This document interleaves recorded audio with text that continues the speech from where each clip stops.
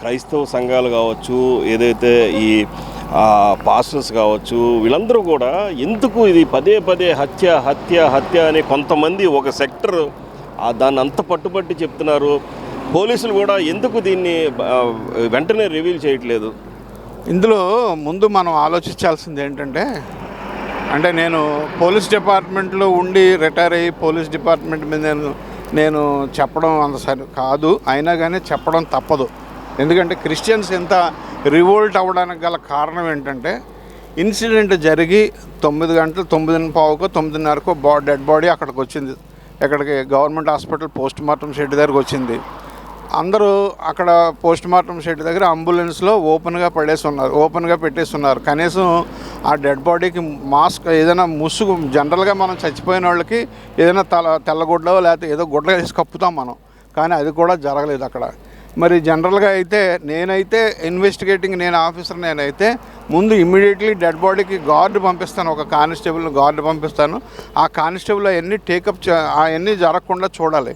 కానీ ఇక్కడ జరిగింది ఏంటంటే, ఉదయం 9:30కు వచ్చిన డెడ్ బాడీని ఇంచుమించుగా 1 గంటల వరకు పోస్ట్ మార్టం షెడ్లోకి పంపలేదు. పోస్ట్ మార్టం షెడ్లోకి పంపడం వల్ల అదేంటే ఫ్రీ ఎగ్జిబిషన్ అయిపోయింది. క్రిస్టియన్స్ కొంతమంది రావడం, చూడడం, అయ్యి బాబోయ్ అంటాం, ఇది నోటి మీద ఉన్న గాయాలు చూసి ఇది ఖచ్చితంగా హత్యే, ఇది గొడ్డలతో నరికారు, లేకపోతే నేరస్థలంలో 2 చెక్కలు ఉన్నాయి, ఆ చెక్కతో కొట్టి చంపేశారు అని చెప్పి అనుమానించడంలో అది చాలామంది అనుమానించారు దాన్ని. దీంట్లో కేవలం ఏంటంటే, వెంటనే పోలీసు వారు వచ్చి దాన్ని ఇమీడియట్లీ మన మార్చురీకి పంపేసి ఉంటే అంత ఇంత బాధ లేదు. ఇంచుమించుగా 5 hours ఫ్రీ ఎగ్జిబిషన్ అయిపోయింది, డెడ్ బాడీ ఫ్రీ ఎగ్జిబిషన్ అయిపోయింది. అది చూసి జనరల్గా రివోల్ట్ అయిపోయారు అందరూ. ఇంకొక దానికి కంపారిజన్ ఎలా తీసుకొచ్చారంటే, హైదరాబాదులో చిలుకూరి బాలాజీ స్వామి టెంపుల్ దగ్గర ఉన్న మన ఎవరైతే రంగనాథ్ గారు ఎవరు ఉన్నారో ఆయన మీద దాడి జరిగినప్పుడు తెలంగాణ సీఎం గారు ఫోన్ చేశారు, చాలా మంత్రులు వెళ్ళారు, హోమ్ మినిస్టర్ గారు వెళ్ళారు, విఐపీలు అందరూ వెళ్ళి ఆయన పరామర్శించి వచ్చారు. మేము క్రిస్టియన్స్ కాబట్టే కదా మమ్మల్ని ఎవరో లెక్క చేయట్లేదు అని ఒక విధమైన కంపారిజన్ తీసుకొచ్చారు. ఆ కంపారిజన్ తీసుకొచ్చి బాగా అగ్రెసివ్ అయిపోయారు అనమాట. దాని మీద ఒకరికొకరు ఫోన్ చేసుకోవడం ఇవన్నీ జరిగి మొత్తం ఒకేసారి గ్యాదర్ అయిపోవడం జరిగింది. ఇది కాక దీని మీద ఈ మధ్యకాలంలో ఈ క్రైస్తవుల మీద దాడులు ఎక్కువ జరుగుతున్నాయి. అది మరి ఆ క్రైస్తవుల మీద దాడుల విషయం ఏంటంటే, మన ప్రభుత్వంలో ఉన్న ఉన్నత స్థానంలో ఉన్న వ్యక్తులు ఎవరైతే ఉన్నత స్థానంలో ఉన్న ప్రజాప్రతినిధులు కూడా వారిని ఈ క్రైస్తవులు బలవంతపు మత మార్పిడి చేస్తున్నారని, లేదు ఇది ఏదో ఆశ చూపి మత మార్పిడిలు చేస్తున్నారని, తర్వాత ఇలాంటివన్నీ మాట్లాడుతున్నారు ఉన్నత స్థానంలో ఉన్న వ్యక్తులు. తర్వాత మరి దీని మీద మీడియాలో కూడా మాట్లాడుతున్నారు. ఇవన్నీ వింటున్నారు వీళ్ళు, క్రైస్తవులు అన్నీ వింటున్నారు.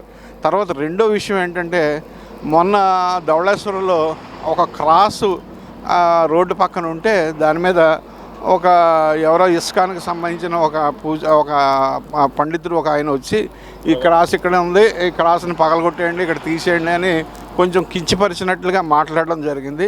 దాని మీద కూడా అగ్రెసివ్ అయ్యారు. అది మైండ్లో ఉండిపోయింది. ఇది కాకోకుండా ఒకటి ప్రజాప్రతినిధులు క్రిస్టియన్స్కి ఎగెనిస్ట్గా మాట్లాడుతున్నారు, ఏంటి బలవంతంగా మత మార్పిడి చేస్తున్నారు అని చెప్పి. రెండు ఏంటంటే, తిరుమల తిరుపతి దేవస్థానంలో ఎప్పుడూ లేనిది అన్యమత సంబంధించిన వాళ్ళు అక్కడ ఉద్యోగస్తులు ఉండకూడదు, ఏ టెంపుల్లో కూడా ఉండకూడదు అనేది ఒక నిర్ణయం గవర్నమెంట్ తీసుకున్నది. అది తప్పులేదు, తప్పేం కాదు. కాకపోతే పబ్లిసిటీ ఎక్కువ అవుతుంది. తర్వాత ఇంకొక విషయం ఏంటంటే, రీసెంట్గా అంటే 10/2/2025 తేదీన పంచాయతీరాజ్ డిపార్ట్మెంట్ నుంచి ఒక సర్క్యులర్ ఒకటి విడుదల చేశారు గవర్నమెంట్.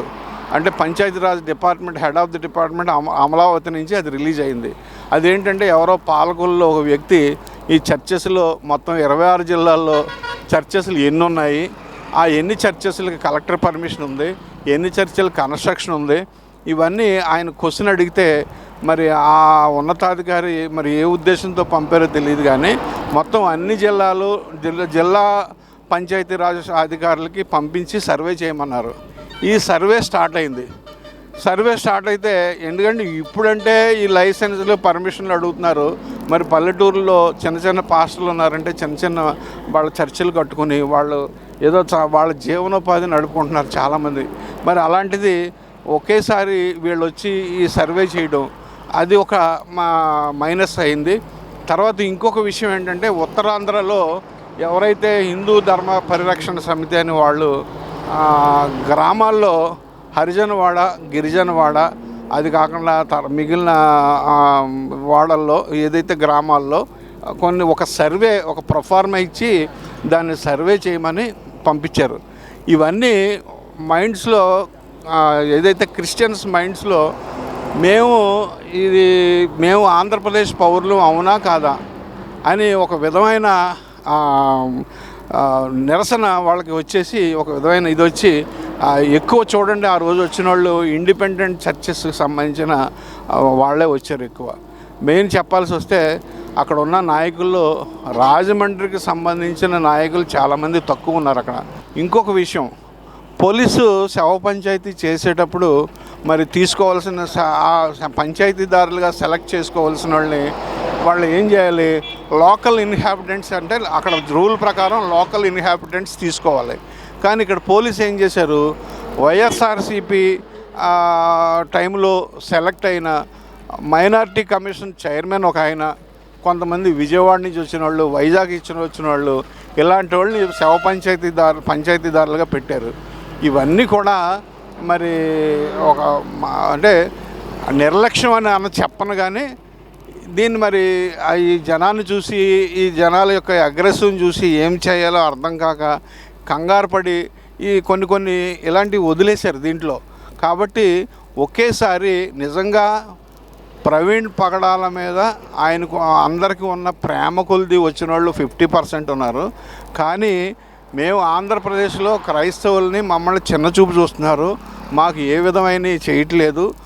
కాబట్టి మాకు ఈ రకంగా మనం ఇప్పుడు కూడా మన ఒక పాస్టర్ గారిని మనం పోగొట్టుకున్న తర్వాత కూడా మనందరూ సైలెంట్గా ఉంటే కుదరదని చెప్పి అందరూ అగ్రెసివ్ అవ్వడం జరిగింది, అందరూ రోడ్ల మీద రావడం జరిగింది. ఇది మెయిన్ కారణం. తర్వాత ఇంకొక విషయం ఏంటంటే, మనం క్లారిటీ చేయాల్సింది, చెస్ట్ మీద ఫుట్ ప్రింట్ ఉంది. ఆ ఫుట్ ప్రింటు నా ఉద్దేశం, నాకున్న అనుభవం ప్రకారం, ఎందుకంటే సన్నటి కుర్రాళ్ళు వచ్చారు ఆ రోజు లేపడానికి, అది స్లెప్పర్ ఫుట్ ప్రింట్ తప్ప ఏ షూ ఫుట్ ప్రింట్ కాదు. అది వాళ్ళు ఎత్తేటప్పుడు అది బహుశా బ్యాలెన్స్ చేసుకోలేక గబుక్కుని కాలు వేస్తుంటారు అంతే తప్ప అది ఎవరో తన్నింది కాదు. ఎందుకంటే ఒకవేళ నిలబడి తన్నినా లేకపోతే పైన కూర్చోబెట్టి తన్నినా సరే టోటల్ ఫుట్ ప్రింట్ పడదు. అయితే ముందు 2 అన్న పడుతుంది, లేక వెనకాల బాటమ్ అన్న పడుతుంది, రెండిట్లో ఏదో ఒకటి చేస్తుంది. అంతేగాని టోటల్ ఫుట్ ప్రింట్ ఉంది కాబట్టి మనం ప్రాక్టికల్గా ఆలోచిస్తే ఇది ఖచ్చితంగా ఆ ఫుట్ ప్రింటు మీకు ఇది అయింది. తర్వాత 2 చెక్క మీద బ్లడ్ స్టెయిన్స్ ఉన్నాయి, ఆ చెక్కతో కొట్టి చంపేశారని కొంతమంది అంటున్నారు. చెక్కతో కొట్టి చంపాలంటే, చెక్కతో నిజంగా కొట్టి ఆయనకు ఆ గాయం చెక్కతో కొట్టినందువల్ల జరిగింది అని అంటే, ఇక్కడ వెహికల్ ఇటు నుంచి వస్తుంది, ఆయన మోటార్ సైకిల్ ఇటు నుంచి వస్తుంది. మోటార్ సైకిల్ ఇటు నుంచి వస్తున్నప్పుడు నేను కొట్టాలంటే రైట్ సైడ్ నుంచి ఇలా కొట్టాలి, కానీ మనం ఇక్కడి నుంచి కొట్టాలంటే లెఫ్ట్ సైడ్ నుంచి కొట్టాలి. అంటే ఆ రైట్ సైడ్ నుంచి కొట్టాలంటే అటు నుంచి చూడాలి తప్ప, అటు నుంచి కొట్టాలి తప్ప ఇటు నుంచి కొట్టడానికి ఉండదు. కాబట్టి తర్వాత రెండో విషయం ఏంటంటే, చెక్క ఎడ్జ్ మీద ఎక్కడా కూడా బ్లడ్ స్టెయిన్స్ లేవు, కేవలం మధ్యలోనే ఉన్నాయి. కాబట్టి అది చెక్క ఆయుధం, మరణానికి సంబంధించిన ఆయుధం కాదు, ఖచ్చితంగా దాని మీద నేను చెప్పగలను. కాకపోతే ఏంటంటే సీనా వెపన్స్లో ఈ చిప్స్ ఎలా పడినాయో ఆ చెక్క కూడా ఎప్పుడో పడి ఉంటుంది. అది దాని మీద ఎప్పుడైతే బండి పడిందో ఆ బ్లడ్ అంటుకుని ఉంటుంది తప్ప ఈ చెక్క వల్ల దీన్ని ఏదో హత్య చేయడం కానీ ఇదన్నీ కాదు. నాకున్న అనుభవం మీద 90% నేను ఖచ్చితంగా ఇది సెల్ఫ్ యాక్సిడెంటు అని నేను గ్యారంటీగా చెప్పగలను. కానీ ఇందులో నేను ముఖ్యంగా చెప్పాల్సింది ఏంటంటే, national highway authority of India వాళ్ళు చేసిన నిర్లక్ష్యం, పోలీసు నిర్లక్ష్యం వల్ల ఈ యాక్సిడెంట్లో national highway authority of India వాళ్ళు నిర్లక్ష్యం ఏంటంటే, ఇక్కడ చిప్స్ పడినప్పుడు తీసేయాలి కదా. కనీసం ఈరోజు ఇన్ని రోజులు జరిగింది, యాక్సిడెంట్ జరిగి ఒక మరణం జరిగింది, అయినా కానీ ఇప్పటివరకు ఆ చిప్స్ తీయలేదు. మరి తీయకపోవడం కారణం ఏంటి? రేపు పొద్దున్న మళ్ళీ ఇదే చిప్స్ మీద ఇంకొకళ్ళు ఎవరైనా వ్యక్తి వచ్చి అందులో చిప్స్ స్కిడ్ అయి పడిపోతే ఏంటి? యాక్చువల్గా చెప్పాల్సి వస్తే ఇక్కడ సేఫ్టీ గార్డు పెట్టాలి ఈ నేషనల్ హైవే. ఎందుకంటే కింద స్లోప్ ఉంది కాబట్టి, లోతుగా ఉంది కాబట్టి సేఫ్టీ గార్డు పెట్టాలి. కానీ నేషనల్ హైవే అథారిటీ ఫండ్ వాళ్ళు ఆ సేఫ్టీ గార్డు కూడా పెట్టలే. కాబట్టి మరి ఇందులో నేషనల్ హైవే అథారిటీ వాళ్ళు కూడా వాళ్ళ పాత్ర, ఈ నిర్లక్ష్య పాత్ర వల్ల ఈ మరణానికి ఖచ్చితంగా వాళ్ళ పాత్ర ఉంది. ఇందులో పోలీసుని నేను వాళ్ళని తప్పు చేశారని నేను అనడం లేదు. కంగారులో వాళ్ళు ఎప్పుడైతే ఈ జనం అంతా పాస్టర్స్ క్రిస్టియన్స్ అందరూ ఒకేసారి రావడంతో కన్ఫ్యూజన్ అయిపోయి ఇవన్నీ మైనస్లు అయిపోయినాయి తప్ప వాళ్ళు ఇంటెన్షన్గా చేసింది అందులో ఏమీ లేదు. కాకపోతే ఏంటంటే ఎప్పుడైతే 5 years 5 hours డెడ్ బాడీ అలా అంబులెన్స్లో ఉండిపోయిందో బాగా రివోల్ట్ అయిపోయారు క్రిస్టియన్స్, బాగా రివోల్ట్ అయిపోయారు అనమాట. మెయిన్ కారణం రివోల్ట్ అయిపోయి అంతమంది రావడానికి కారణం ఫ్రీ ఎగ్జిబిషన్ అయిపోయింది. డెడ్ బాడీ ఎక్కువ క్లియర్గా కనబడేది అంటే ఇక్కడ కట్టించిన. జనరల్గా సినిమాల్లో కూడా మీరు చాలా సినిమాల్లో చూసినట్టు ప్రజలు అంటున్నారు యాక్చువల్గా ఇదంతా రూప్ కట్టాలి, చుట్టూ ఎక్కడ కూడా సీన్ ఆఫ్ వెపన్స్ ఎక్కడ కూడా డిస్టర్బ్ అవ్వకుండా ప్రతి ఎవిడెన్స్ని కూడా ఫోరెన్సిక్ వాళ్ళు వచ్చే వరకు కూడా పెడతా ఉంటారు. కానీ ఇది ఎక్కడ ఈ కేసులో కనబడలేదు. అదే నేను చెప్పాను కదా, నేను యాక్చువల్గా కొన్ని మైనస్లు ఉన్నాయి దీంట్లో. అశ్రద్ధ అని చెప్పను, అశ్రద్ధ కూడా ఉంది దీంట్లో. ఎందుకంటే ఇటువంటి ఇన్సిడెంట్స్లో ఖచ్చితంగా నేరస్థలం దగ్గర ఒక గార్డ్ వేయాలి, ఒక కానిస్టేబుల్ని ఎవరినో హెడ్ కానిస్టేబుల్ గార్డు వేయాలి, తర్వాత డెడ్ బాడీ దగ్గర ఒక గార్డు వేయాలి. ఆ రెండు మరి జరగలేదు కాబట్టి ఈ ప్రజలకి అనుమానించడానికి, పోలీసుని అనుమానించడానికి, ప్రభుత్వాన్ని అనుమానించడానికి ఆస్కారం మనమే ఇచ్చాం. ప్రభుత్వ అధికారులు ఈ క్రైస్తవులకి అనుమానించడానికి ఇదే కారణం. అంతేగాని నా ఉద్దేశ ప్రకారం నేను చాలా కేసులు ఇన్వెస్టిగేషన్ చేశాను. యాక్సిడెంట్ కేసులు కానీ, సూసైడ్ కానీ, మర్డర్ కేసులు కానీ చేశాను. నాకున్న అనుభవంలో ఇది ఖచ్చితంగా ఈ చిప్స్ వల్ల స్కిడ్ అయిపోయి ఆయన కిందకి వెళ్ళిపోవడం జరిగింది. కిందకి వెళ్ళిపోయి బ్యాలెన్స్ చేసుకోలేక ఆయన కింద పడిపోయాడు. బండి ఎందుకంటే వెనకాల ఒక బ్యాగ్ ఉంది, బ్లాక్ బ్యాగ్ ఉంది, బరువైన బ్యాగ్. బండి స్టార్టింగ్లో ఉండి పైకి వెళ్ళి మళ్ళీ కిందకు వచ్చి ఆయన ఫేస్ మీద పడిపోయింది. ఆ ఫేస్ మీద పడిపోవడం వల్ల కింద బుల్లెట్ బండి, తక్కువ బండి బరువు ఉండదు కదా, 10 మంది అయినా ఎత్తలేము దాన్ని. ఇప్పుడు మనోళ్ళు ఏదో సోదరులు చెప్తున్నట్టు ఆ బుల్లెట్ని తీసుకొచ్చి దాని మీద పెట్టారు అంటే ఎవరి తరం కాదు. అది బుల్లెట్ తీసుకుని దాని మీద పెట్టాలంటే ఒక క్రేన్ రావాలి. మనుషులను తీసుకొచ్చి అక్కడ క్రేన్ పెట్టే అంత అవకాశం లేదు. అది ఇంచుమించుగా 250-300 kgs పైనే ఉంటుంది అది. కాబట్టి అనవసరమైన అపోహలు దారి పెళ్ళొద్దు.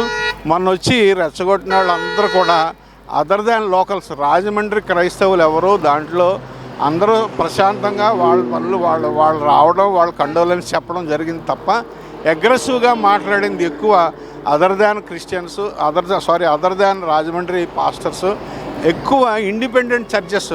కారణం ఏంటంటే ఈ సర్వేలు ఇవన్నిటికి భయపడి మాకు ఏదో జరిగిపోతుంది, మాకు ఏదో అపకారం జరుగుతుంది అనే ఆలోచనతో ఈ ఇన్సిడెంట్ని వాళ్ళు ఒక ఆయుధంగా తీసుకుని చేయడం జరిగింది. ఇది మనం చూసుకుంటే ఏదైతే ఖచ్చితంగా ఇది ఏమిటి అనేది ఒక క్లారిఫికేషన్ అనేది డెఫినెట్గా అది పోలీసులు ఆ ఇన్వెస్టిగేషన్ చేసి ఇన్వెస్టిగేషన్ తర్వాత మనం ఏదైతే ఇది హత్య, ఏదైతే ప్రమాదమా, ఈ అంశాన్ని మనం తెలుసుకోవచ్చు. వాళ్ళు చెప్పే వరకు కూడా వెయిట్ చేయాలి. బట్ ఎన్నో కేసులను ఛేదించినటువంటి ఈ క్రైమ్ ఇన్వెస్టిగేషన్లో చాలా ప్రసిద్ధి చెందినటువంటి రిటైర్డ్ సిఏ సాల్మన్ రాజ్ గారు ఇప్పటిదాకా మనకు చెప్పినట్లు ఇదంతా కూడా మనం గ్రౌండ్ రిపోర్ట్గా తీసుకోవచ్చు. బట్ చివరిగా ఒక్కొక్క డౌట్ నాకు మళ్ళీ వచ్చింది. ఇప్పుడు ఇది పోస్ట్మార్టం రిపోర్ట్ ఇంత లేట్ ఎందుకు జరుగుతుంది? అసలు పోస్ట్మార్టం రిపోర్టు ఏం రాబోతుంది? ప్రైమరీగా నిజంగా ఇంత లేట్ అయ్యే అవకాశం ఉందా చెప్పండి. జనరల్గా అయితే ఏంటంటే ఇంజురీస్ని బట్టి పోస్ట్ మార్టం రిపోర్టు వెంటనే 1 dayలోనే వెళ్ళిన కానిస్టేబుల్కే తిరిగి ఇవ్వాలి. కానీ ఇది కొంచెం సీరియస్ ఇన్సిడెంట్, కొంచెం సెన్సిటివ్ ఇన్సిడెంట్ కాబట్టి ఇందులో ఇంజరీస్ నోట్ చేసి ఉంటారు ముందు. ఎందుకంటే ప్రిలిమినరీ పోస్ట్ మార్టం రిపోర్ట్ రాకోకుండా విసేరాని ఫారెన్సిక్ ల్యాబ్కి పంపడానికి జరగదు. Already preliminary post mortem report వచ్చి ఉంటుంది. వచ్చిన తర్వాత మాత్రమే ఈ ఫారెన్సిక్ ల్యాబ్కి ఏదైతే విషయారా అంటే చెప్పాను కదా ఇందాక లంగ్స్ గింగ్స్ అన్నీ పంపించుంటారు. తర్వాత ఇక్కడ సైలెన్సర్ కాలిన గుర్తోటి ఉంది తొడ మీద ఒకటి, అది సైలెన్సర్. కొంతమంది ఏంటంటే ఆ ఫ్యాంట్ కాలిపోవాలి కదా, ఫ్యాంట్ కాలలేదు అంటున్నారు. అది ఎందుకంటే అది రా కాదు కాబట్టి సైలెన్సర్ హీట్ వల్ల కింద లోపల తొడ మీద ఆయనకి స్కిన్ గాయం జరిగింది. దాన్ని కూడా పెథాలజీకి పంపించారు. అది ఆ ఇంజరీ ఏంటని చెప్పి అది రావాలి. కాబట్టి ఈ సైంటిఫిక్గా ఏదైతే రిపోర్ట్ ఫారెన్సిక్ ల్యాబ్ నుంచి కానీ ఈ పెథాలజీ డిపార్ట్మెంట్ నుంచి కానీ ఈ రెండు వచ్చిన తర్వాత అప్పుడు ఈ ఇంజరీసు ఇవన్నీ కంపేర్ చేసుకుని ఎవరైతే పోస్ట్ మార్టం చేశారో ఆ పోస్ట్ మార్టం చేసిన మెడికల్ ఆఫీసర్ గారు ఫైనల్ ఒపీనియన్ ఇస్తారు. ఇది మనం చూసుకోవచ్చు పగడాల ప్రవీణ్ ఏదైతే హత్య ప్రమాదమా ఏమిటి అనే అంశాన్ని తెలియజేయడానికి మనం రాజ్ న్యూస్ ఎక్స్క్లూజివ్గా తీసినటువంటి గ్రౌండ్ రిపోర్ట్. కెమెరా పర్సన్ రామకృష్ణతో మోహన్, రాజ్ న్యూస్.